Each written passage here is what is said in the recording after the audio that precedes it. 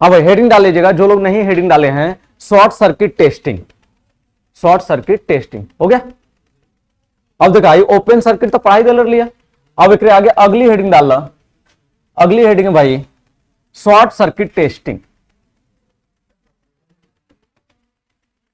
Short circuit testing.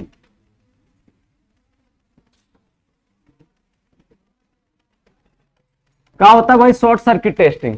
Short circuit testing में किया क्या जाता है, तो जैसे उसमें ammeter, voltmeter, wattmeter लगा था वैसे इसमें भी लगाएंगे। कहां? प्राइमरी साइड में।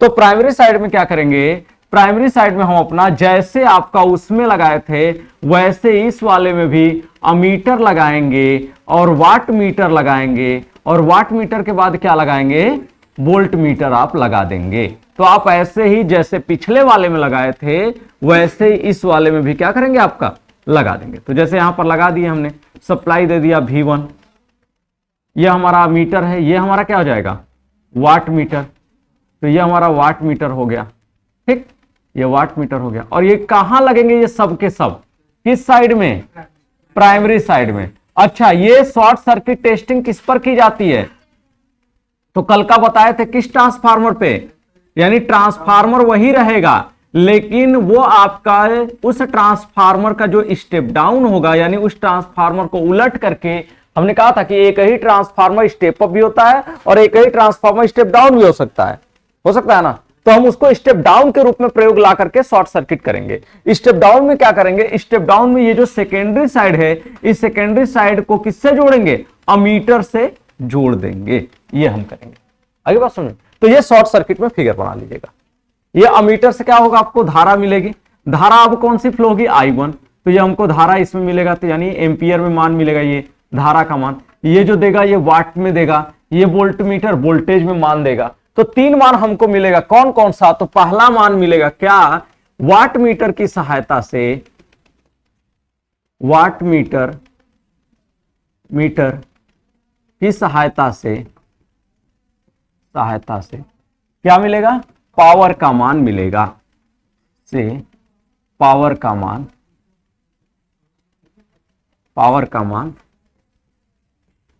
प्राप्त होगा भाई, ठीक। दूसरा क्या मिलेगा आपको, बोलो भाई, दूसरा आपको क्या मिलेगा, तो दूसरा मिलेगा वोल्टेज।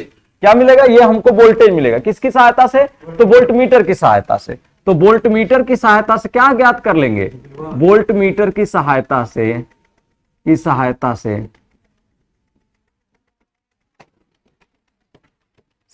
सप्लाई, कौन C supply, V1, supply V1 का मान ज्ञात कर लेते हैं,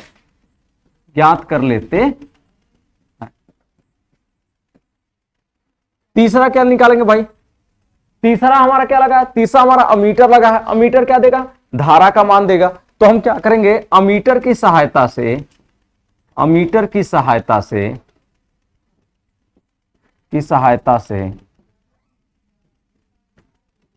धारा का मान क्या करेंगे, मान ज्ञात कर लेते हैं,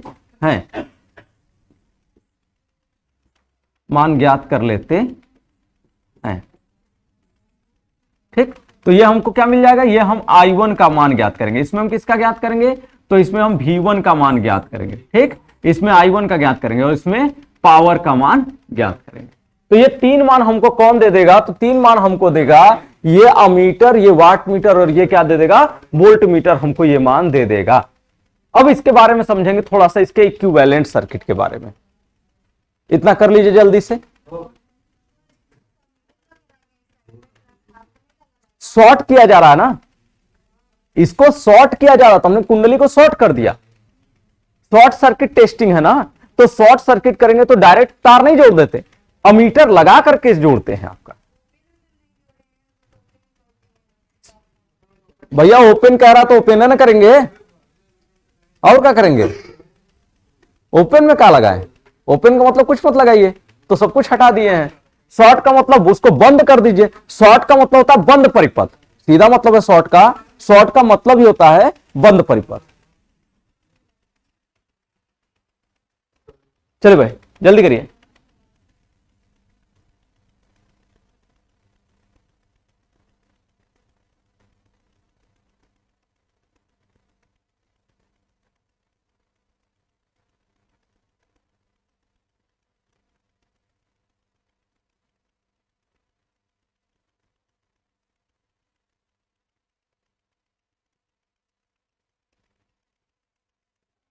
हो गया भाई? चलिए देखो, ये याद रखना कि जब भी ये टेस्टिंग करते हैं ना तो डायरेक्ट सप्लाई नहीं दे देते। यहां पे हम ऑटो ट्रांसफार्मर लगा करके सप्लाई देते हैं। अरे भैया पूरी सप्लाईया दे देंगे ना, जल जाएगा तुरंत। वह इसको सप्लाई का 5 से 10% देते हैं। हाँ, तो आगे हम ऑटो ट्रांसफार्मर लगाते हैं। आगे ऑटो ट्रांसफार्मर लगा के इसको पूरी सप्लाई नहीं देते, उस सप्लाई का कुछ ही मान दिया जाता है, क्योंकि शॉर्ट सर्किट टेस्टिंग है। शॉर्ट सर्किट टेस्टिंग पे इतनी ज्यादा धारा बहेगी आपका, क्योंकि यहां रेजिस्टेंस क्या हो जाएगा, यहां का रेजिस्टेंस 0, और जब 0 हो जाएगा तो करंट क्या हो जाएगा, उच्च मान का हो जाएगा, और तुरंत ये कुंडली क्या हो जाएगी, नष्ट हो जाएगी आपका। तो इसलिए क्या होता है आपका कि यहां पर पूरी सप्लाई नहीं दी जाती, यहां पे जो भी सप्लाई दी जाती है उस सप्लाई का 5 से 10% दिया जाता है टेस्टिंग के टाइम पे, पूरा सप्लाई नहीं दे दिया जाता है। और इसका मुख्य उद्देश्य ये टेस्टिंग करने का क्या होता है आपका, कॉपर लॉस को ज्ञात करने के लिए, क्योंकि आयरन लॉस तो मिल चुका है, आपको सिर्फ क्या चाहिए, कॉपर लॉस चाहिए। अगर कॉपर लॉस निकालेंगे तो इफिशियंसी निकाल लेंगे। हो गया? तो लिखेगा, इस प्रकार की विधि का मुख्य उद्देश्य, इस प्रकार की विधि का मुख्य उद्देश्य, इस प्रकार की विधि का मुख्य उद्देश्य ताम्र हानियों को, इस प्रकार की विधि का मुख्य उद्देश्य ताम्र हानियों को ज्ञात करने का होता है। इस प्रकार की विधि का मुख्य उद्देश्य ताम्र हानियों को ज्ञात करने का होता है। ताम्र हानियों को ज्ञात करने का होता है।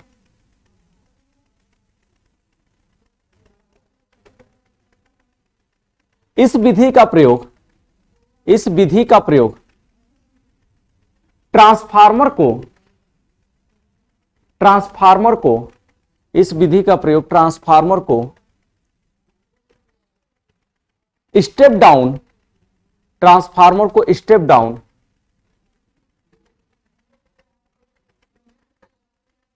स्टेप डाउन बनाकर टेस्टिंग की जाती है।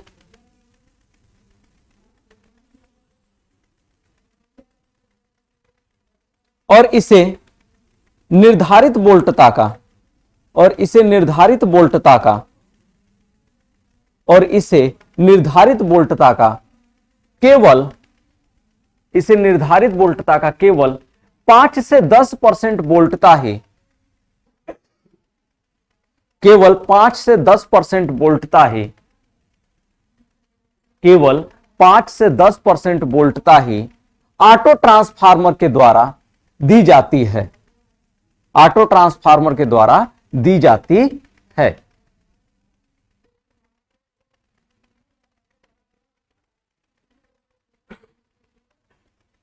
हो गया भाई? हो गया? हो गया? अब ध्यान दीजिएगा, अब जब इसको 5 से 10% ही देंगे तो हम इसकी चल रहे हैं इक्विवेलेंट सर्किट बनाने। हमारा ये क्या है, जैसे ये हमारा ट्रांसफार्मर है, ट्रांसफार्मर है, इस ट्रांसफार्मर को हमने क्या किया, सप्लाई के साथ जोड़ दिया। ये जो हमारा ट्रांसफार्मर है, इस ट्रांसफार्मर को हमने यहां से इनपुट दे दिया, यहां से इनपुट हमने दे दिया V1, यहां से इनपुट दे दिया हमने क्या, V1, और यहां से इसमें करंट फ्लो करने लगी क्या, इसमें करंट फ्लो करने लगी I1 करेगी। तो इधर जो भी कुंडली होगी, इस कुंडली को हमने क्या किया है, इस कुंडली को हमने एक अमीटर लगा करके शॉर्ट कर दिया है।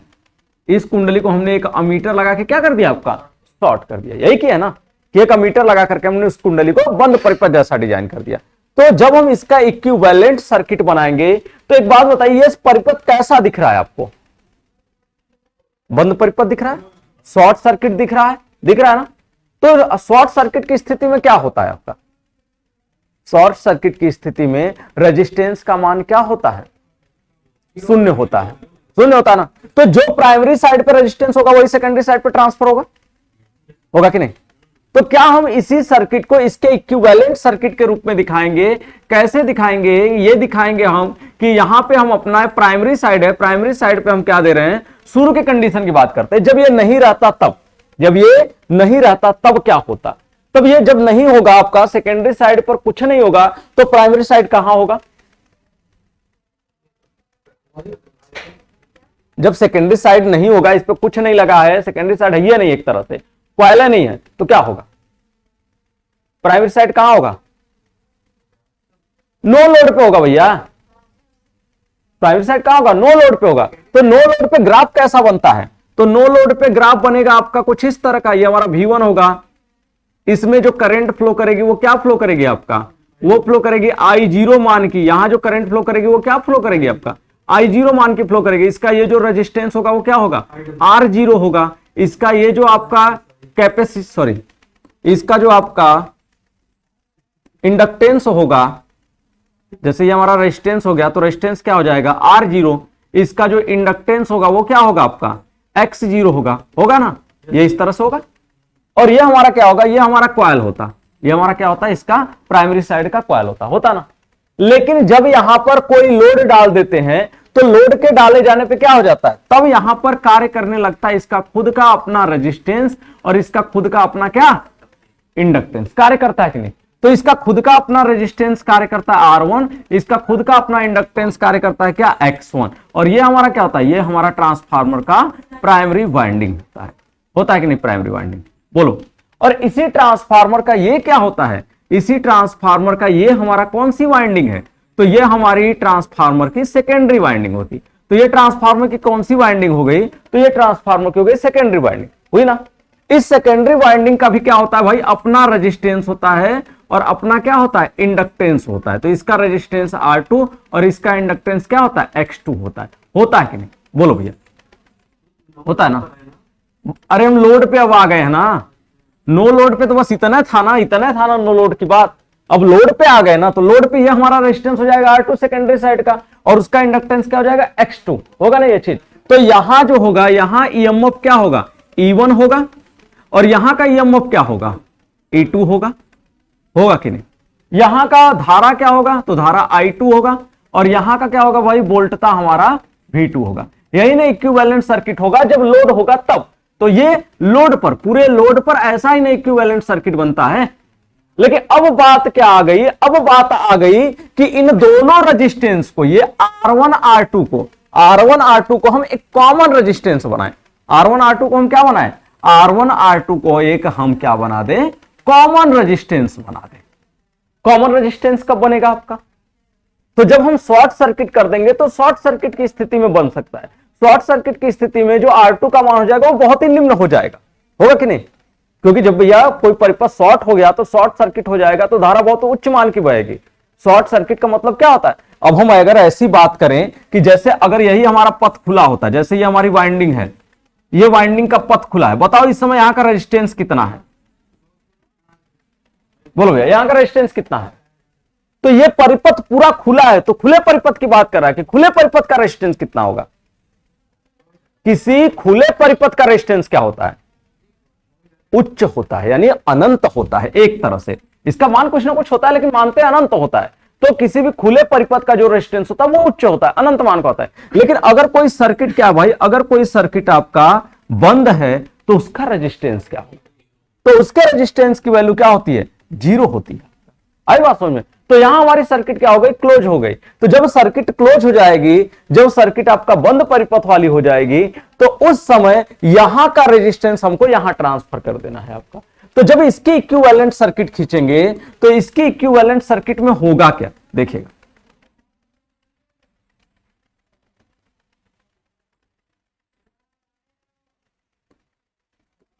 तो ये हो जाएगा हमारा क्या भाई? ये हमारा जो R1 था, सॉरी R0 था, उसको हम ऐसे ही रखते हैं R0, क्योंकि ये नो लोड के हैं। ये हमारा क्या है? X0 है ना। ये हो गया। यहाँ पे हमारा सप्लाई क्या दे रहे हैं? तो ये हम सप्लाई दे रहे हैं आपका V1, यहाँ दे रहे हैं सप्लाई V1, और यहाँ सप्लाई क्या दे रहे हैं? यहाँ दे रहे हैं सप्लाई, सॉरी, यहाँ से करंट जा रही है I1 जी। कौन सा? इसमें I0 न जाएगी जी, नो लोड पे इसमें ना I0 जाएगी, IW होगा और इसमें I म्यू होगा, ये ना होगा आपका धारा। तो ये नो लोड की इसमें धारा जाती है ना, यहां से तो आपकी संपूर्ण मान की धारा न जाएगी, ये कहने का मतलब है। अब यहां पर हम क्या कर देते हैं कि ये जो हमारा है, ये हमारा प्राइमरी का हम सेकेंडरी पे ट्रांसफर कर रहे हैं, क्योंकि इधर हमने कोई लोड नहीं लगाया, इसको हमने डायरेक्ट जोड़ दिया आपका। तो जब डायरेक्ट जोड़ दिया तो इसका मान बहुत ही नगण्य हो जाएगा। जब डायरेक्ट जोड़ेंगे तो R1 का रेजिस्टेंस जो होगा वो R2 पे ट्रांसफर करेंगे हम। तो ये हमारा जो R1 का रेजिस्टेंस R2 पे ट्रांसफर होगा, तो उसको तो हम R2 अब डायरेक्ट कहेंगे नहीं, क्या हम उसको डायरेक्ट R2 बोल देंगे? बोलोगे हम उसको अब क्या बोलेंगे? क्या हम डायरेक्ट R2 उसका नाम दे देंगे? नहीं, जब हम R1 के रेजिस्टेंस को R2 पे ट्रांसफर करेंगे तो उसको R2 नहीं कहते, तो उसको R2 डैश बोलने लगते हैं। आई बात समझ? तो यहां का जो रेजिस्टेंस हो जाएगा वो क्या हो जाएगा? तो वो हो जाएगा आपका R2 डैश, और इसके कॉइल का इंडक्टेंस क्या हो जाएगा? तो वो हो जाएगा आपका X2 डैश होगा। और इसको हमने अमीटर लगा के क्या किया है? अमीटर लगा के हमने इसको शॉर्ट कर रखा है। तो इन दोनों के बीच जो वोल्टता होती है, अगर हम इस वोल्टता का इक्विवेलेंट खींचेंगे तो ये वोल्टता का इक्विवेलेंट क्या होगा? E1 बराबर माइनस E2 होगा। सॉरी, E1 बराबर E2 होगा। माइनस कहां से होगा भाई? V1 बराबर माइनस E1 होता है ना, V1 बराबर नहीं माइनस E1 होता है। तो E1 बराबर E2 होगा ना इक्विवेलेंट सर्किट में, क्योंकि E1 और E2 दोनों सेम फेज पे थे ना। जब ग्राफ खींच रहे थे, जब ग्राफ नो लोड वाला खींचे थे, तो नो लोड वाले ग्राफ में ये मिला होगा, ये वाला ग्राफ दिखा था। तो इसमें ये क्या था? V1 बराबर माइनस E1 था, और ये माइनस E1 क्या बता रहा था आपका? कि वो E1 और E2 दोनों कहां है? दोनों सेम फेज में आपका, ऐसा होगा ना। तो ये E1 E2 का हमने मान यहां पे दिखा दिया कि E1 is equal to E2, ऐसा दिखा दिया आपका यहां पर। ठीक, तो लिखेगा नीचे से, जब ट्रांसफार्मर का इक्विवेलेंट सर्किट खींचा जाता है, जब ट्रांसफार्मर का इक्विवेलेंट सर्किट खींचा जाता है,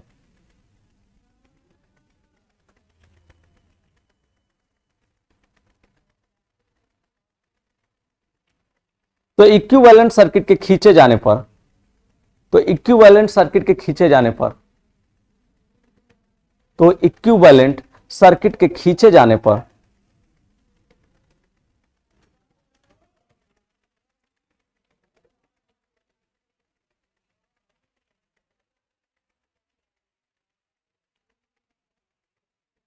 इक्विवेलेंट सर्किट के खींचे जाने पर प्राइमरी और सेकेंडरी, प्राइमरी और सेकेंडरी दोनों साइड के रेजिस्टेंस को, प्राइमरी और सेकेंडरी दोनों साइड के रेजिस्टेंस को एक जैसा बनाते हैं। प्राइमरी और सेकेंडरी दोनों साइड के रेजिस्टेंस को एक जैसा बनाते हैं।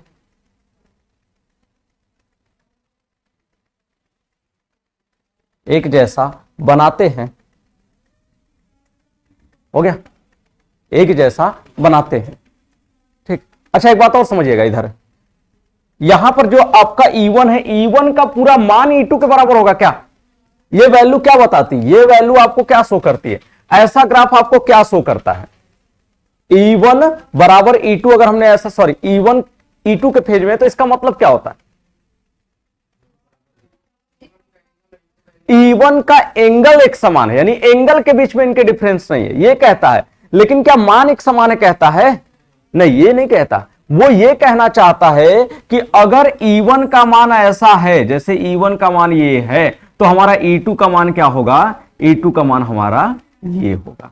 आई बात समझ में? यानी E1 जिस एंगल पे मैक्सिमम होगा, E1 जिस एंगल पे मैक्सिमम होगा, E2 भी कहां होगा? उसी एंगल पर मैक्सिमम होगा। आई बात समझ में? ये कहता है सेम फेज की कंडीशन। ये सेम फेज की कंडीशन कहती है जब दोनों सेम फेज में होते हैं तब। ये नहीं कहता कि दोनों का मान आपस में बराबर है। तो यहां मान आपस में बराबर नहीं होता, बल्कि कहता है कि दोनों सेम फेज में है। तो E1 E2 के क्या है भाई? सेम फेज में है। इसलिए हम इसको E1 बराबर E2 नहीं कहेंगे, बल्कि E1 बराबर E2 डैश कह देंगे, यानी उसका कुछ मान बराबर है आपका। क्योंकि E1 जैसे वो कुंडलियों पर डिपेंड करेगा ना, इधर कुंडलियों की संख्या ज्यादा, इधर कुंडलियों की संख्या कम है जैसे, तो इधर कुंडलियों की संख्या ज्यादा होगी तो वोल्टेज ज्यादा होगा, इधर कुंडलियों की संख्या कम है तो वोल्टेज कम होगा। लेकिन दोनों सेम फेज में है तो यहां दिखा देते हैं E1 बराबर E2 डैश दिखा सकते हैं।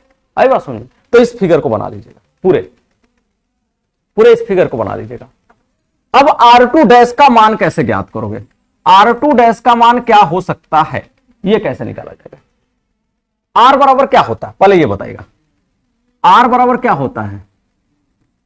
V बाई आई, यही चीज पढ़े ना, R बराबर V बाई आई।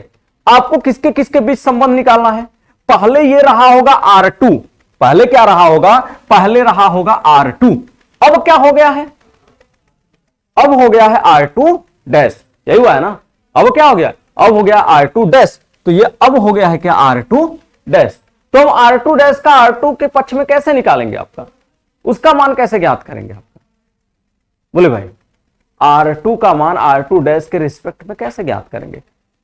तो हम क्या करें, एक बात तो पढ़े होंगे ना, V2 बाई V1 बराबर N2 बाई N1 बराबर E2 बाई E1 बराबर I1 बाई I2 बराबर क्या पढ़े हैं, के। ऐसा पढ़े कि नहीं, ट्रांसफॉर्मेशन रेशियो पढ़े ना।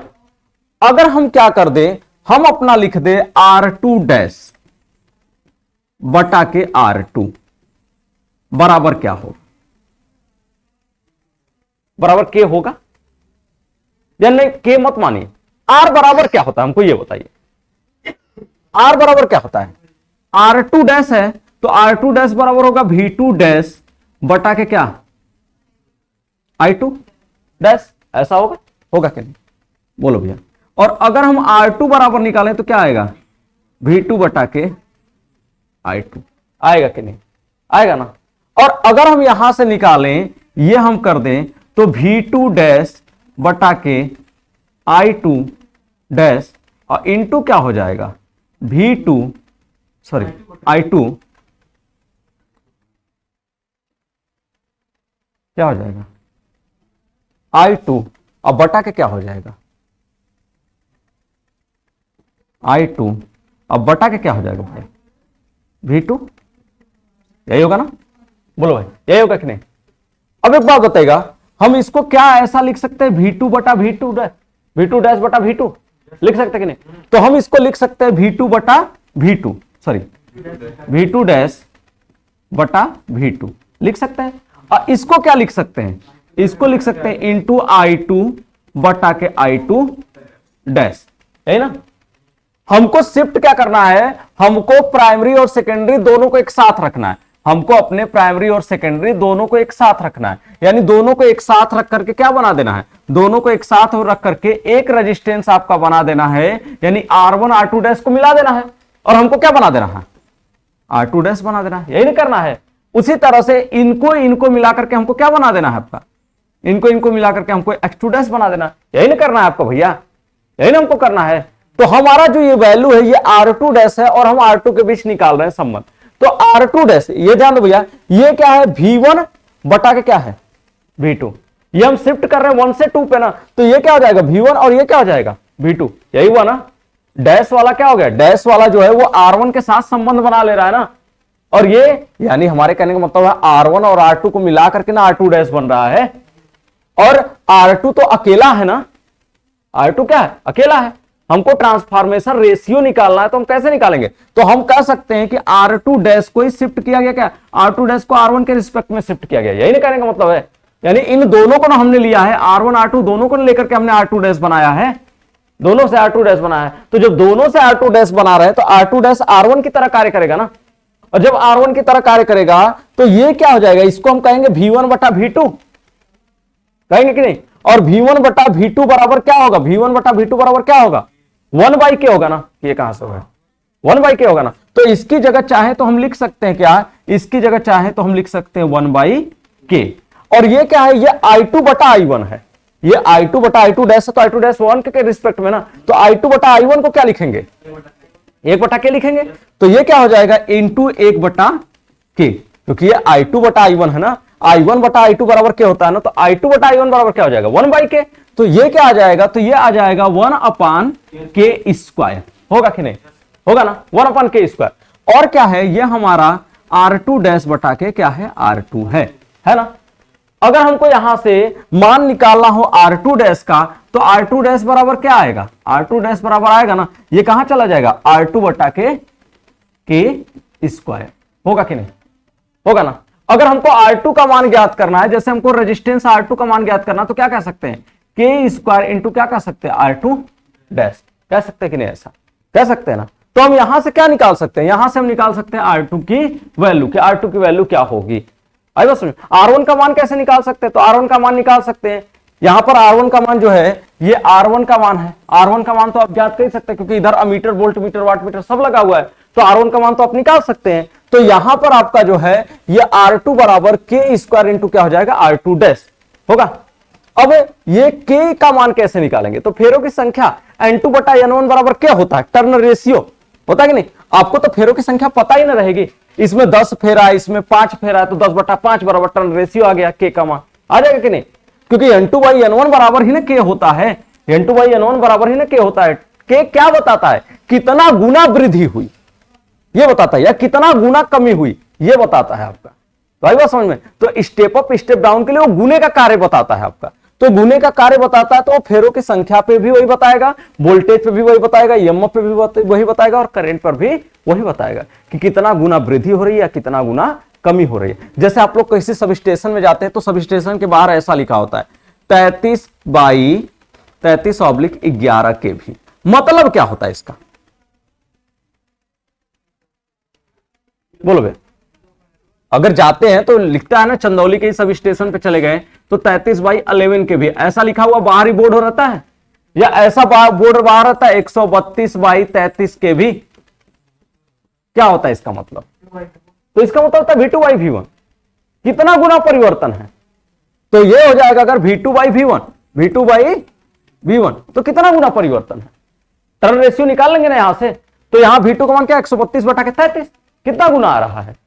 जैसे यहां पर क्या है V2 बटा के 11, तो V2 बटा 11 हो जाएगा, तो V2 33 के भी है 11 के भी है, सॉरी यहां पर क्या है ये 33, जो पहले लिखा होता है वो प्राइमरी पर होता है और जो बाद में लिखा होता है सेकेंडरी पर होता है। तो ये प्राइमरी है मतलब V1 है और ये क्या है सेकेंडरी है। तो V2 बटा क्या निकालेंगे V1, तो V2 कितना है 11 बटा क्या 33, तो कितना मिला टर्न रेशियो 1/3, यानी के का मान कितना है 1/3 है ना।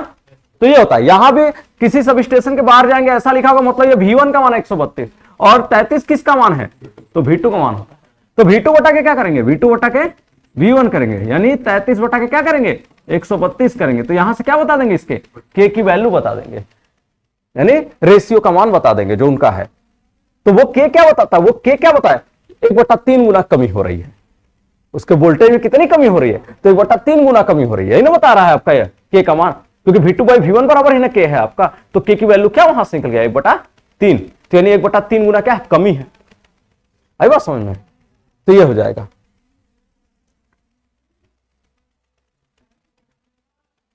हाँ तो क्या लिखे थे, कहां तक लिखवाए थे, देखें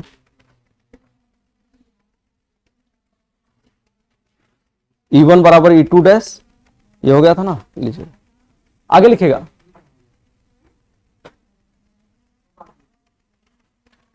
E1 बराबर E2 डैश, वो नहीं, वो फिगर बनाई थी, फिगर देखें ठीक। हाँ आगे लिखेगा, कोई बात नहीं, नहीं बनाया तो कोई दिक्कत नहीं है, आगे लिखेगा जब ट्रांसफार्मर के सेकेंडरी साइड को शॉर्ट किया जाता है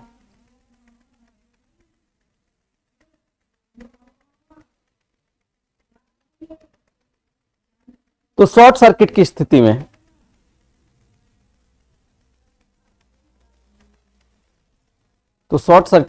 में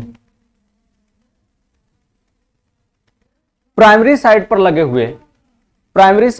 हुए वोल्ट मीटर की सहायता से, प्राइमरी साइड पर लगे हुए वोल्ट मीटर की सहायता से कोई फिगर बनाएगा चाहे मत बनाएगा, ये वाला फिगर जरूर बनाइएगा।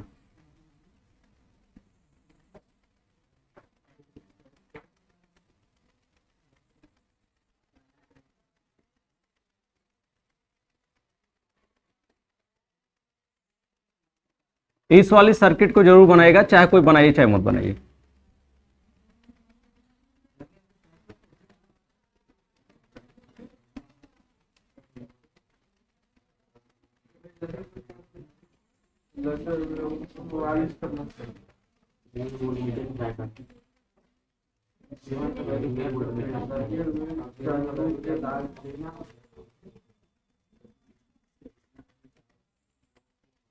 यही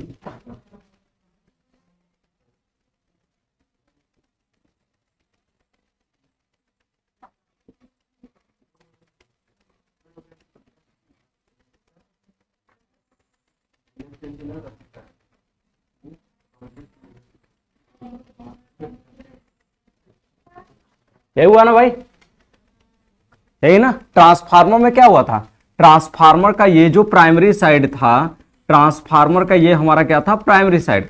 तो प्राइमरी साइड पे हमने क्या लगा दिया था, प्राइमरी साइड पे सब कुछ हमारा लगा था, वोल्ट मीटर अमीटर सब कुछ लगा हुआ था, वाट मीटर लगा हुआ था। लेकिन सेकेंडरी साइड को हमने क्या किया था, सेकेंडरी साइड को हमने शॉर्ट कर दिया था इस तरह से। तो जब सेकेंडरी साइड को शॉर्ट कर देंगे तो शॉर्ट सर्किट की स्थिति में करंट का मान क्या हो जाएगा, बहुत उच्च हो जाएगा, रेजिस्टेंस का मान बहुत ही निम्न हो जाएगा आपका। तो इसको जो मिलने वाली वोल्टता होगी वो कौन सी वोल्टता होगी, आपका शॉर्ट सर्किट की वोल्टता होगी ना। इसको जो वोल्टता मिलेगी वो कहां से मिलेगी, शॉर्ट सर्किट की वोल्टता मिलेगी। और ये पूरा मान जो है यहां पे जो वैल्यू होगी, यही वैल्यू यहां से यहां पे ट्रांसफर होगी ना, क्योंकि ये बंद परिपथ है ना, खुला परिपथ तो है नहीं, या लोड तो कोई लगा नहीं है, ये बंद परिपथ है। तो जो इसका मान होगा वही मान इस पे ट्रांसफर होगा। तो वो मान क्या होगा, उसके ऊपर यहां का मान यहां के ऊपर क्या होगा, आपका ट्रांसफर होगा। तो जब यहां का मान वहां के ऊपर ट्रांसफर होगा, इसका मान इसके ऊपर ट्रांसफर होगा, तो इस स्थिति में यहां पर जो भी वोल्टता होगी, तो यहां पर मान लीजिए वोल्टता V1 है, तो यही वोल्टता V1 यहां पर ट्रांसफर होगी। अगर इसको बोल रहे हैं शॉर्ट सर्किट किए हैं, तो यहां शॉर्ट सर्किट का वोल्टेज V80 है, तो यहां का वोल्टेज भी क्या होगा, आपका V80 ही होगा। आई बात समझ में। तो शॉर्ट सर्किट की स्थिति में जो वोल्टेज यहां होगा, यहां का जो वोल्टेज होगा वही वोल्टेज क्या होगा, यहां का वोल्टेज होगा। आई बात समझ में। तो लिखेगा शॉर्ट सर्किट की स्थिति में, नीचे से लिखेगा शॉर्ट सर्किट की स्थिति में जब सेकेंडरी साइड को शॉर्ट सर्किट करते हैं, जब सेकेंडरी साइड को शॉर्ट सर्किट करते हैं, तो शॉर्ट सर्किट की स्थिति में, जब सेकेंडरी साइड को शॉर्ट करते हैं तो शॉर्ट सर्किट की स्थिति में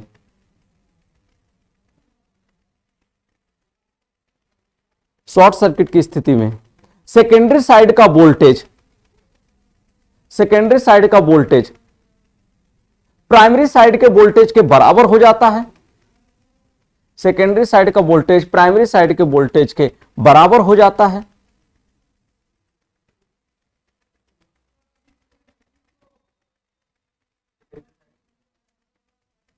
प्राइमरी साइड का वोल्टेज सेकेंडरी साइड के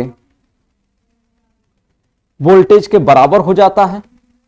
क्यों ऐसा हो जाता है भाई, कैसे कह सकते हैं कि ऐसा हो गया, ये तो दिमाग में बात आ रही होगी और काफी सोचने पे भी मजबूर करी होगी कि ऐसा कैसे, है ना।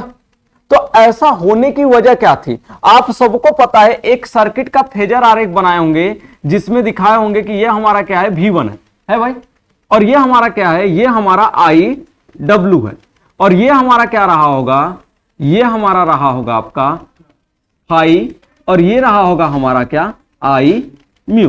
तो ये हमारा IW था और ये क्या था, I म्यू था, दोनों का हमने खींचा था, तो हमको क्या मिला था, परिणामी धारा I0 मिला था। और ये हमको क्या मिला था, ये हमारा V1 था और ये हमारा क्या था, आपका E2 था, है ना। ये हमारा क्या था आपका, ये हमारा जो था वो आपका E2 था भाई E2, तो वैल्यू क्या थी, E2 थी। और इसी की डायरेक्शन में क्या था, हमारा E1 था। तो ये तो नो लोड पे खींचे थे, लेकिन जैसे ही लोड डाला गया था, लोड के डाले जाते ही अगर हमारी धारा इस तरह से I2 बढ़ी थी, तो I2 के बढ़ने पर कहां धारा बढ़ रही थी, तो यही धारा जो I2 बढ़ रही थी, इसके बढ़ने पे हमारा इधर बढ़ रहा था, और ये जितना एंगल इधर लीड या लैग करती थी, ये भी उतना ही एंगल लीड या लैग करता था, जिसकी वजह से जो हमारी परिणामी धारा मिलती थी, हमको परिणामी धारा I मिलती थी, वो I इनका और इनका क्या मिलती थी, रिजल्टेंट मिलती थी। क्या ये I0 अपने पोजीशन से बढ़ता घटता था, नहीं, ये नहीं बढ़ता घटता था, लेकिन कौन बढ़ता घटता था, हमारा ये बढ़ता घटता था, I2 डैश बढ़ता था करके। तो अगर सेकेंडरी की धारा बढ़ रही है या सेकेंडरी की धारा घट रही है, तो हमारी प्राइमरी साइड की भी धारा क्या हो रही थी, बढ़ रही थी और घट रही थी कि नहीं, पहले ही बता दो, बढ़ घट रही थी ना। तो अगर हम शॉर्ट करेंगे, अगर हम इधर की सर्किट को शॉर्ट करेंगे, तो जो इधर करंट बढ़ेगा घटेगा वही करंट वाला यहां मिलेगा, बोलो भाई, होगा कि नहीं? क्योंकि ये जो मान मिल रहा है, ये जो मान मिल रहा है, ये किसकी वजह से मिल रहा है? किस मान की वजह से ये हमको प्राप्त हो रहा है? तो ये हमको इसी मान की वजह से प्राप्त हो रहा है ना। ये जितना इधर एंगल बढ़ रही है उतना ही एंगल इधर क्या हो रहा है, ये घट रहा है, हो रहा है कि नहीं? तो यहां एंगल का जितना वेरिएशन होगा उतना ही वेरिएशन एंगल का यहां हो रहा था। तो जब एंगल का वेरिएशन यहां उतना ही वेरिएशन यहां हो रहा है और इसकी वजह से ही I1 मिल रहा है, इसकी वजह से ही I1 मिल रहा है। I0 के मान में कोई परिवर्तन नहीं है, लेकिन ये I2 डैश अगर बदलेगा तो I1 भी क्या होगा आपका, बदलेगा। I2 डैश में अगर ये एंगल क्या होगा, ये बढ़ेगा इधर, तो I1 भी क्या होगा, इधर ही आएगा, आएगा ना।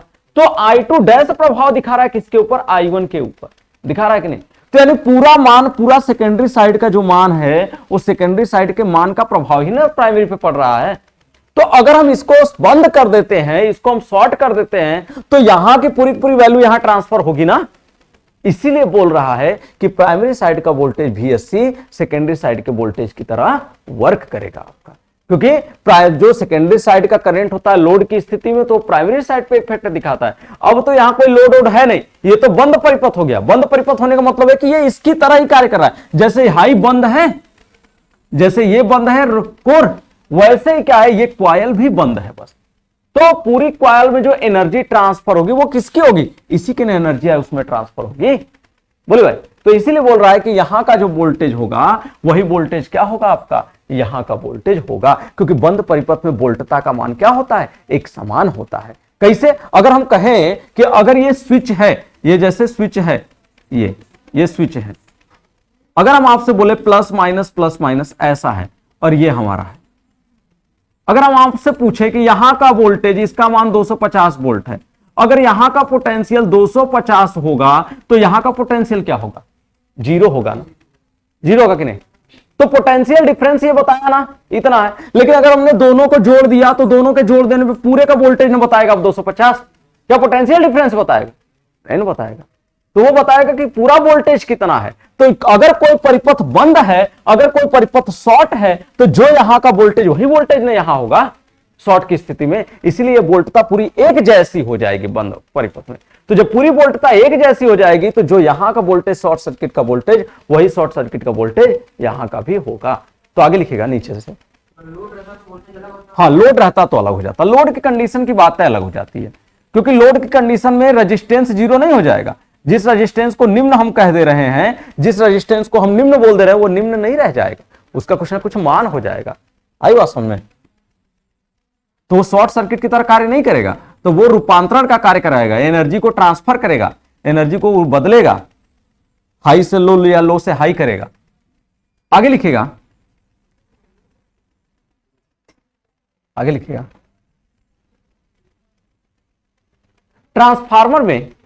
ट्रांसफार्मर में प्राइमरी साइड के शॉर्ट सर्किट वोल्टेज और सेकेंडरी साइड के शॉर्ट सर्किट वोल्टेज VSC का मान, प्राइमरी साइड के शॉर्ट सर्किट वोल्टेज VSC और सेकेंडरी साइड के शॉर्ट वोल्टेज VSC का मान वोल्टमीटर की सहायता से ज्ञात कर लिया जाता है।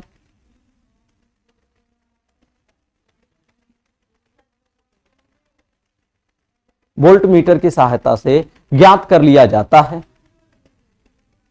शुरू से बोल दें तो लिख लीजिएगा,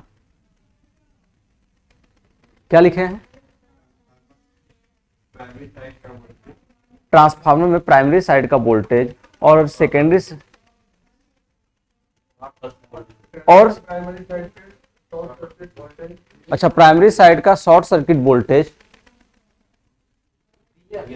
VSC तथा सेकेंडरी साइड का शॉर्ट सर्किट वोल्टेज वोल्टमीटर की सहायता से ज्ञात कर लिया जाता है। तो हमको मान कहां से मिल गया? हमको मान मिल गया वोल्टमीटर की सहायता से। तो वोल्टमीटर कौन सा मान दे दिया? तो हमको वोल्टमीटर जो मान दे दिया वो दे दिया आपका VSC का मान। वोल्टमीटर की सहायता से कौन सा मान मिल गया भाई? तो वोल्टमीटर की सहायता से हमको जो वैल्यू मिली वो मिल गई किसकी? VSC मिली। अब क्या हमको चाहिए भाई? अब एक चीज पता है, अभी हमने जो फेजर आरेख दिखाया था, इस फेजर आरेख में एक चीज हमने साफ कहा था कि ये हमारा मान लीजिए V1 था, ये हमारा I म्यू था, ये हमारा I W था, हमको मिला था ये हमको परिणामी I0 मिला था ना इस तरह का परिणामी ये। तो हमारी जो भी सेकेंडरी साइड में था, सेकेंडरी साइड में जो भी करंट का मान था वो I2 डैश था ना। तो ये हमारा क्या था, ये हमारा I2 था और ये हमारा क्या था, इनका परिणामी I1 था ना। हमको कौन सा मान ज्ञात हो रहा है, हमको कौन सा मान ज्ञात हो रहा है, तो हमको I1 का मान ज्ञात हो रहा है ना।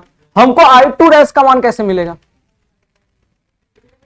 अगर हमको I2 डैश का मान निकालना हो जाए तो I2 डैश कैसे मिलेगा, तो क्या लगा देंगे, पाइथागोरस प्रमेय लगा देंगे। पाइथागोरस प्रमेय में क्या हो जाएगा, पाइथागोरस प्रमेय में साफ हो जाएगा ना।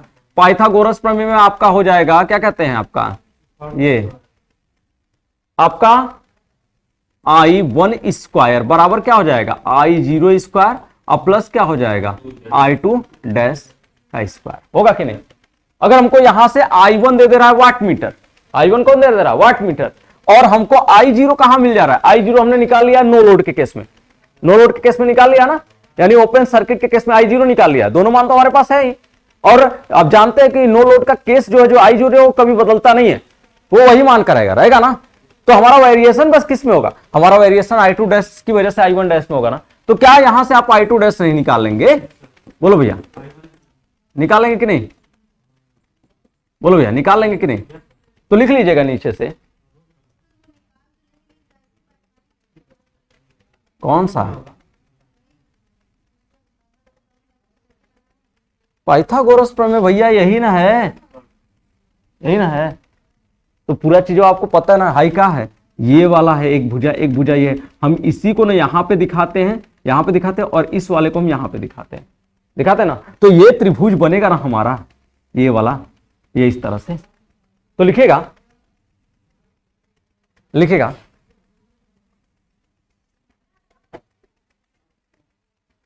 I2 डैश का मान, I2 डैश का मान ज्ञात करने के लिए, I2 डैश का मान ज्ञात करने के लिए ये वाला फार्मूला लिख लीजिएगा। I2 डैश बराबर I1 square, I2 dash square बराबर I1 square minus I0 square की सहायता से I2 डैश का मान ज्ञात कर लेंगे, की सहायता से I2 डैश का मान ज्ञात कर लेंगे, की सहायता से I2 डैश का मान ज्ञात कर लेंगे। ओके भाई, आगे लिखेगा,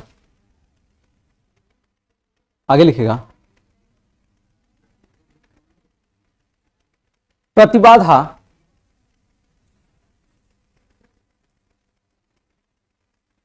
Z01 का मान। अब इसका मान अगर हमको निकालना होगा, प्रतिबाधा किसका मान, Z01 का मान। तो Z01 का मान कैसे निकालोगे भैया, बोलो।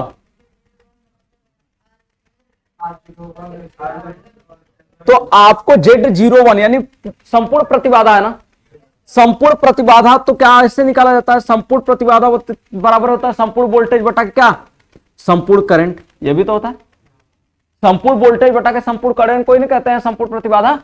तो हम क्या Z01 बराबर कह सकते हैं, संपूर्ण वोल्टेज क्या है, यहाँ पे VSC है, और संपूर्ण धारा क्या है आपका, तो I1 है। तो यहां से हम क्या निकाल सकते हैं, Z01 निकाल सकते हैं कि नहीं, निकाल सकते हैं ना। तो निकाल लीजिएगा, प्राइमरी साइड की प्रतिबाधा Z01 बराबर, प्राइमरी साइड की प्रतिबाधा Z01 बराबर VSC अपान I1, Z01 बराबर VSC अपान I1 होगा। VSC और I1 का मान कहां से मिलेगा भाई, VSC और I1 का मान कहां से मिलेगा, तो VSC वोल्ट मीटर दे देगा और I1 अमीटर दे देगा। तो लिख लीजिएगा इसको, कौन सा फार्मूला। तो जब आपको R और X दोनों पता होंगे तब ना लगाएंगे। हाँ, तो R01, ये R01 है ना, ये R0 X0 नहीं, ये R01। इसमें आपका दो होते हैं ना, एक R0 होता है, एक आपका R1 होता है। तो R1 को यहां पे R01 बोला जा रहा है। आई बात समझ में, आगे लिखिएगा, आगे लिखिएगा। अब एक बात बताओ, जब पावर निकाल रहे थे, ए भैया पावर निकाल रहे थे ना, ये वाला पावर याद है, नो लोड पे, नो लोड पे ये कहां था, ये ओपन सर्किट के केस में हमने पावर को ज्ञात किया था। जब नो लोड के केस में हमने पावर निकाला था कल वाले में, तो यही ना नो लोड था, ओपन सर्किट था। तो ओपन सर्किट में जो पावर आया था, तो पावर हमने कहा निकाला था, ये पावर हमने निकाला था, ये पावर किसके बराबर था? कौन से लॉस के? आयरन लॉस के, था ना। तो हमको कौन सा लॉस मिला था? Iron loss. कौन ने दिया था? वाट मीटर दिया था ना। तो आज वाले फिगर में, आज वाला जो फिगर पढ़ रहे हैं, ये वाला फिगर, इस वाले फिगर में शॉर्ट किया गया है। शॉर्ट सर्किट की स्थिति में कौन सा पावर लॉस निकलता है?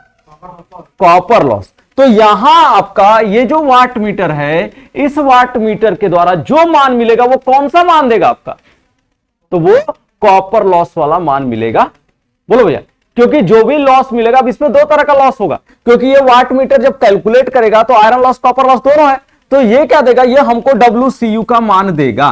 तो यहां से हम क्या निकालेंगे? WCU का मान, यानी कॉपर लॉस का मान। तो हम WCU का मान क्या करेंगे?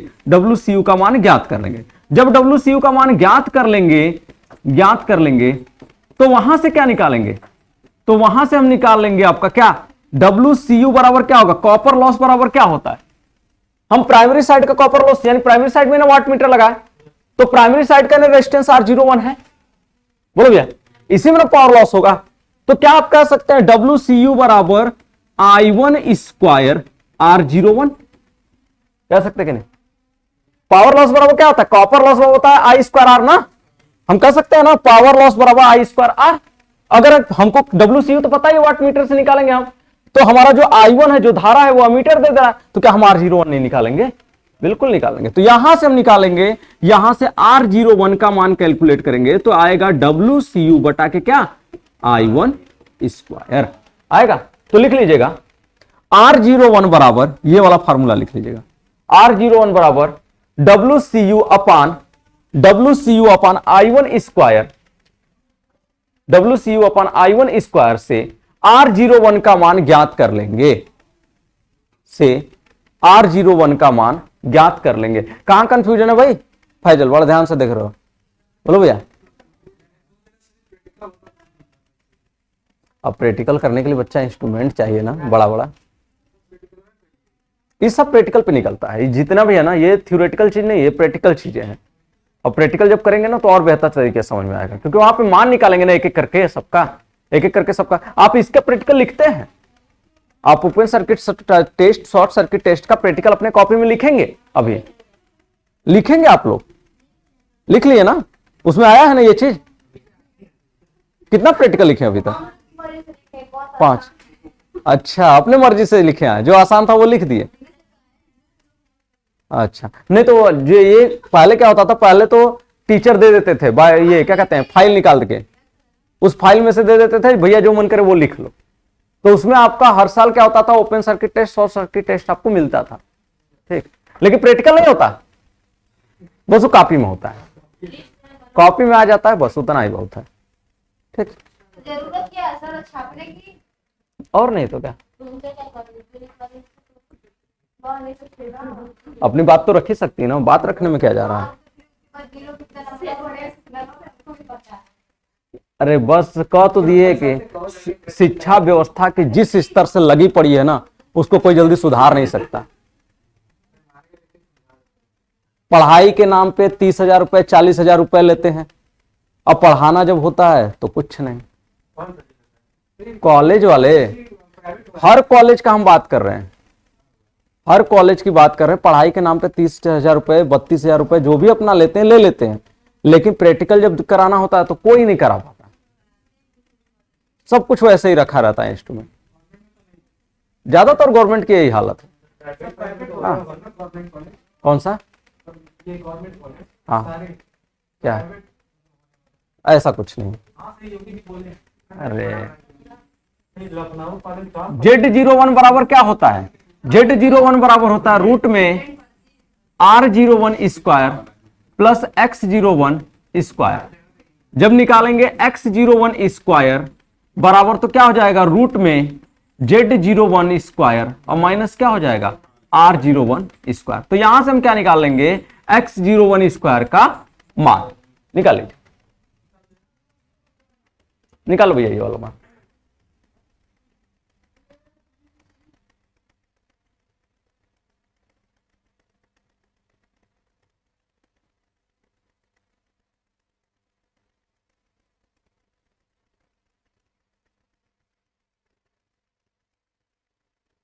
क्या हो गया?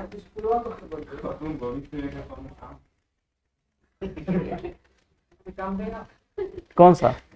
देखो भैया, इस सब का बहुत काम है, बहुत ज्यादा काम है, लेकिन आपको उस स्तर का नॉलेज नहीं दिया जाता है कि आप काम कर पाओ।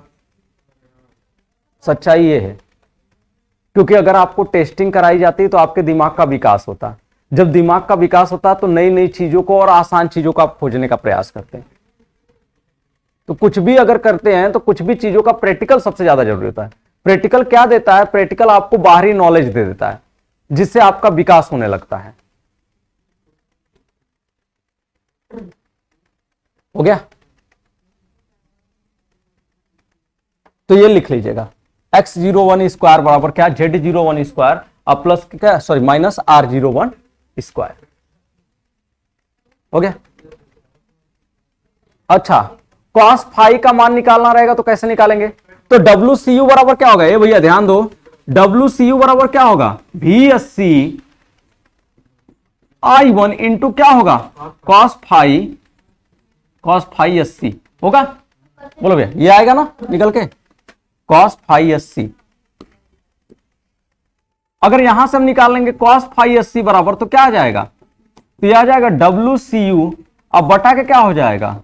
VSC इंटू I1 होगा। यहां से क्या निकालेंगे? cos phi SC। और sin फाई SC का मान कहां से निकालेंगे? तो sin फाई SC का मान निकालेंगे रूट में 1 minus cos phi SC square. यहां से निकालेंगे क्या? sin फाई SC का मान। तो ये दोनों भी मान निकाल लीजिएगा और इसके बाद आप लोग चले जाइए।